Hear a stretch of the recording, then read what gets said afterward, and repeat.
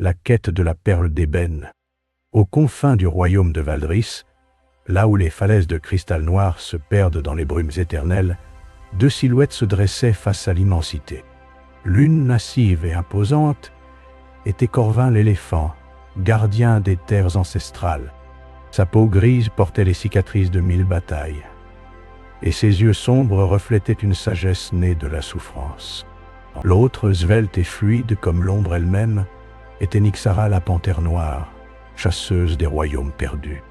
Son pelage d'ébène se fondait dans l'obscurité naissante, et ses yeux dorés brillaient d'une fierté indomptable. « Tu n'as pas ta place ici, créature des ténèbres !» gronda Corvin, ses défenses d'ivoire luisant sous la lune décroissante. Nyxara émit un rire cristallin qui résonna étrangement dans le silence. « Et toi, Colosse, tu crois que ta force brute suffira où tant d'autres ont échoué ?» Ils étaient venus pour la même raison, la prophétie de la perle d'ébène. Selon les anciens textes, seuls deux héros aux natures opposées pourraient la récupérer dans les profondeurs de la jungle murmurante. Cette perle était le dernier espoir de leur monde mourant, rongé par une malédiction qui transformait peu à peu toute vie en pierre. « Le temps presse », murmura Corvin en observant les étoiles qui s'éteignaient une à une au-dessus d'eux. « Chaque nuit qui passe, la malédiction s'étend. » Nyxara bondit avec grâce sur un rocher saillant. « Alors, cessons de perdre du temps en palabres inutiles. Si le destin veut que nous fassions route ensemble, soit, mais ne compte pas sur moi pour porter tes bagages. » La jungle murmurante portait bien son nom. Dès qu'ils franchirent la lisière, un concert de chuchotements s'éleva autour d'eux. Les arbres gigantesques, hauts comme des cathédrales, semblaient converser dans une langue oubliée. Leurs branches s'entremêlaient si densément que le jour et la nuit se confondaient sous leur voûte végétale. « Par mes ancêtres !» souffla Corvin en écartant une liane épaisse comme son torse. « Cet endroit vit et respire comme un être unique. » Nyxara avançait en silence, tous ses sens en éveil. Il y a quelque chose qui ne va pas. Les oiseaux se sont tus il y a 1 heure, et même les insectes. Sa phrase fut interrompue par un grondement sourd qui sembla monter des profondeurs de la terre. Le sol trembla, et des fissures apparurent entre leurs pieds.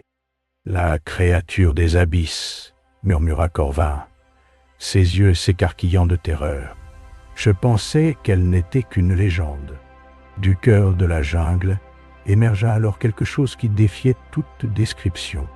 Une masse tentaculaire de chair et d'ombre, parsemée d'yeux multiples qui brillaient d'une malveillance ancestrale.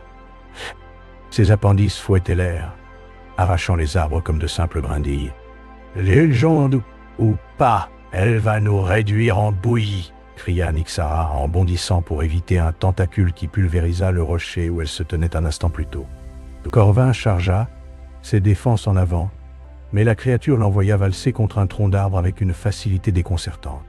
Nyxara tenta d'utiliser sa rapidité pour attaquer les points vitaux de la bête, mais ses griffes glissaient sur sa peau visqueuse sans lui faire le moindre mal.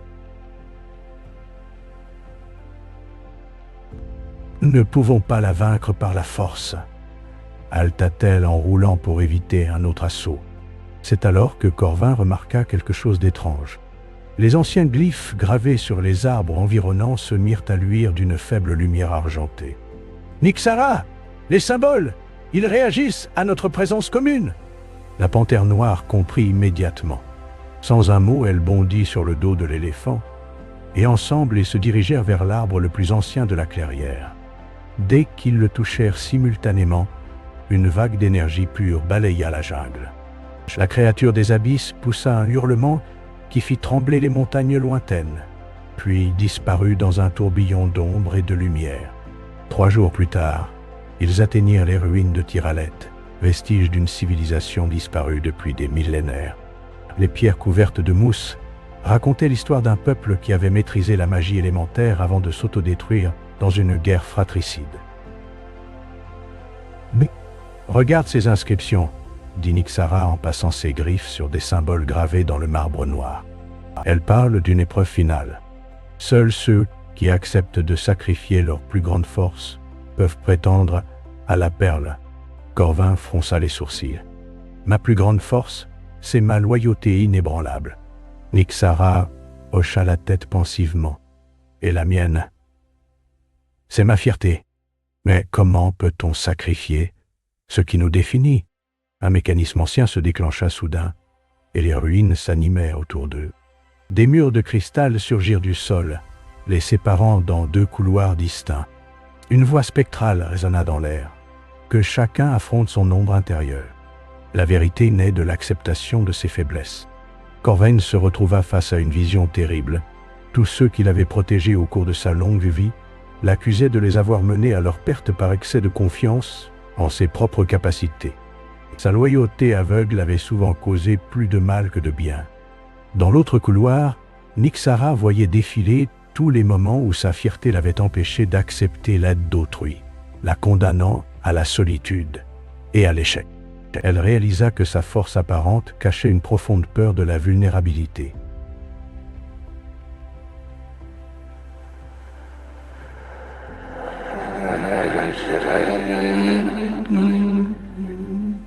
Et elle sur l'une des possibilités pour un curateur de la vulnérabilité. « Je ne suis pas infaillible, murmura Corvain, les larmes coulant sur ses joues grises. J'ai parfois guidé mes protégés vers la mort par orgueil. » De l'autre côté, Nyxara s'agenouilla et chuchota. « Ma fierté m'a isolé de ceux qui auraient pu m'aider. Je ne suis pas aussi invincible que je le prétends. » Au moment où ils acceptèrent leur faiblesse, les murs de cristal s'évaporèrent comme de la brume. Au centre des ruines se dressait maintenant un piédestal de jade sur lequel reposait la perle d'ébène. Contrairement à ce qu'ils avaient imaginé, elle n'était pas noire comme l'ébène, mais d'un blanc nacré qui reflétait toutes les couleurs de l'arc-en-ciel selon l'angle de vue. « Elle est magnifique », souffla Nyxara, « et elle contient en elle toutes les nuances de l'existence. » Corvain tendit sa trompe vers la perle, mais s'arrêta. Non, nous devons la toucher ensemble, comme pour la créature. Lorsque leurs mains se posèrent simultanément sur la perle d'ébène, une transformation extraordinaire s'opéra. Ils virent leur monde tel qu'il était réellement, non pas mourant, mais en perpétuelle métamorphose. La malédiction qu'ils croyaient combattre n'était que le cycle naturel de mort et de renaissance que leur peur avait déformé en menace absolue. La perle ne possédait aucun pouvoir magique. Elle était simplement un miroir qui révélait la beauté cachée dans l'acceptation du changement. Point. « Nous cherchions un trésor pour sauver notre monde, » dit Corvain avec émerveillement. Mais le véritable trésor était d'apprendre à voir la beauté dans l'impermanence. Nyxara sourit, et pour la première fois depuis longtemps, ce sourire était exempt de toute trace d'orgueil, et de comprendre que la force véritable naît de l'union des contraires, pas de leur opposition.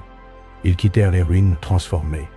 Corvain avait appris que la vraie loyauté implique parfois de laisser ceux qu'on aime voler de leurs propres ailes.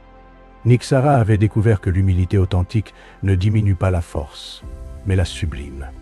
Ensemble, ils retournèrent vers leur monde, non plus comme des héros en quête de gloire, mais comme des guides prêts à aider d'autres âmes perdues à trouver leur propre chemin vers la sagesse. La perle d'ébène resta dans les ruines, attendant patiemment les prochains chercheurs de vérité. Car elle savait que chaque génération devait découvrir par elle-même que les plus grands trésors ne se conquièrent pas, mais se révèlent à ceux qui ont le courage d'abandonner leurs certitudes pour embrasser le mystère de l'existence. Voilà.